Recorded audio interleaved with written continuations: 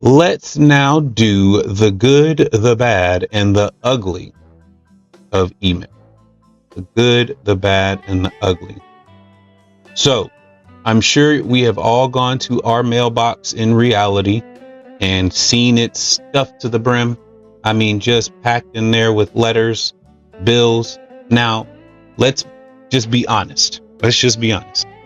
Who, as soon as they open up or as soon as they get the mail out of their mailbox, just starts tearing it open and reading it? That most of us take a second and read. We look at who the sender is and if there's any information on that physical mail, because it can't be an emergency if someone sent it to us in physical mail. We take just a minute always and we just review it. We get some information, right? So the things that come in the mail are going to fall into these categories are good, bad, and ugly, right? And so if we take a second and just read, we'll figure out whether it's good, bad, or ugly, right? Let's just hit on a couple of points. So the good things that we receive via email. You can receive letters from friends, updates. Maybe you haven't heard from them in a while and they just want to tell you about life.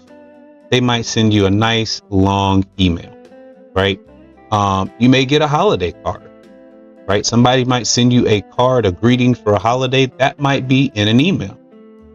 You may get an invitation to an event, a wedding, an anniversary party, maybe a picnic, things of this nature, right?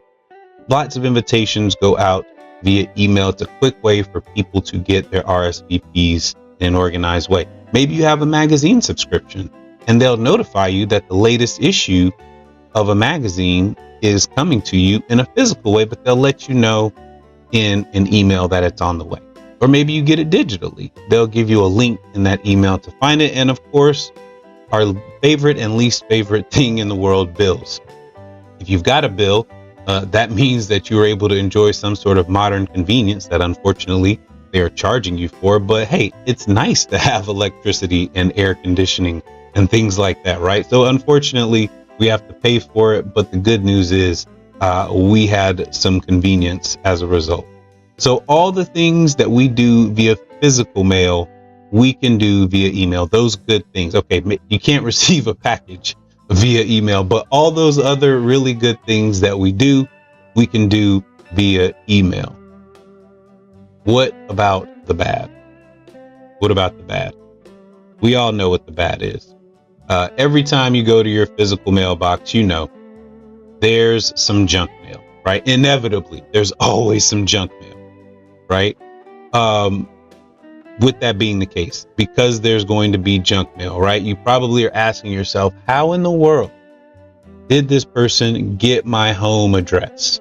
Well, if this was back in the 90s, of course, or before, they would have used the yellow pages or some sort of directory, right? And they would have used that to get your address, and then they send you an email. And when you would see that it was junk mail, what would you do? Would you read it very carefully? Follow the instructions to the letter? Of course not. You just throw it away. You might even tear it up first, right? Just to let some frustration about the junk mail out.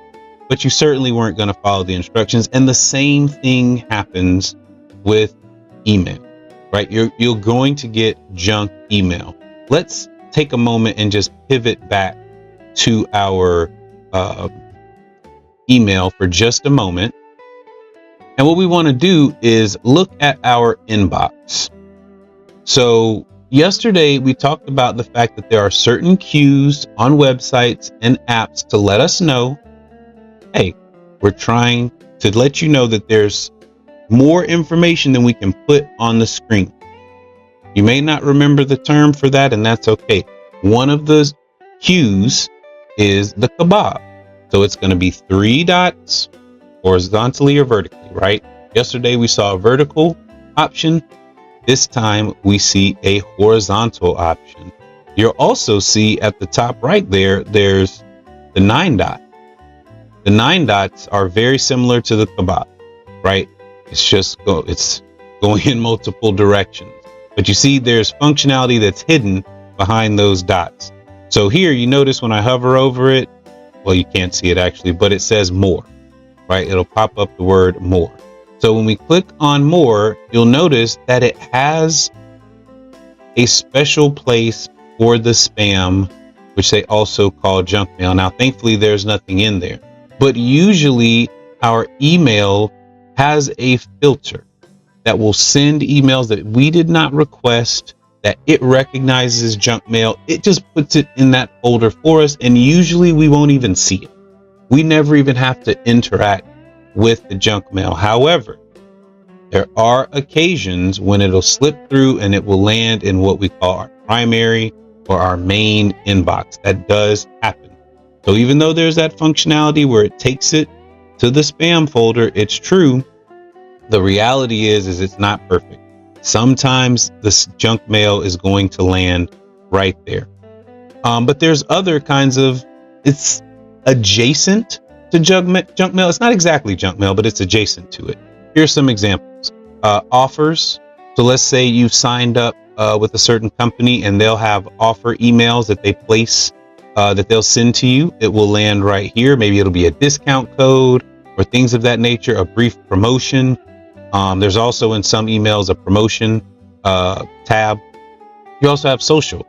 This is where the emails that come from your social media will come from. So whether it's Facebook, TikTok, Instagram, almost said Twitter, it's not Twitter anymore, X, YouTube. If they send you any emails, it'll land in the social. And then, of course, if you've signed up for any newsletters, maybe there's a healthcare practitioner that you like their methodologies, or maybe there's a celebrity that puts out information that you like. If they do a newsletter, it'll land right here, right? Just so you know what these tabs are.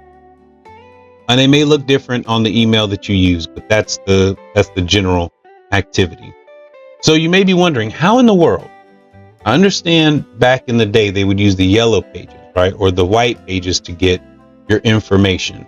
You might be thinking, how could someone do that with my email address? If I didn't sign up for something, I didn't put my email out there, how did they get it? Well, this is another moment. Let's lock in for just a second. Really focus your mind. Perhaps you've been on a website. We'll take a look at Old Navy website here. And this is, there's nothing harmful. This is a legitimate website, right? It's a real, nothing nefarious taking place on this website. But you'll notice there's this pop-up right here. So I'm going to read this to you. This is how companies get information. So in this paragraph, it says, we, meaning Old Navy, use and share personal information through cookies and similar technologies on our sites to personalize your shopping experience and ads. Okay, that doesn't sound bad, right? They use information that they gather from our web browser, right? Because usually we're logged into our web browser, and they take that information and they say, oh, in the past, you've purchased, a performance fleece. You like the performance fleece. We're going to offer you a discount on performance fleece. That seems okay. But here's where it gets tricky. It says others. There's the next word, others. Who's others? They don't say. Before, if you notice up here, it says we will use this. But then it says we use and share. So every company, when they get information about you, usually in the form of your email address, remember we talked about how your device has an IP address, so they know your location. They will take that information and they sell it to other companies, right?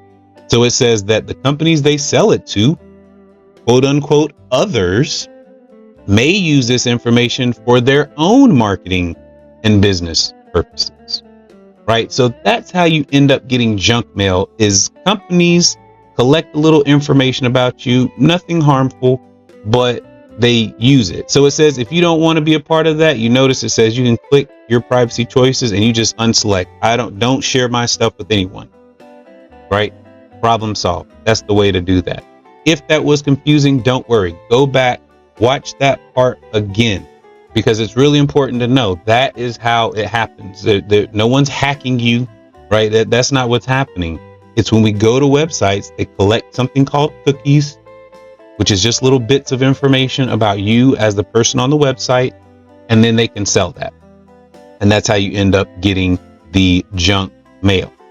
So, very simple.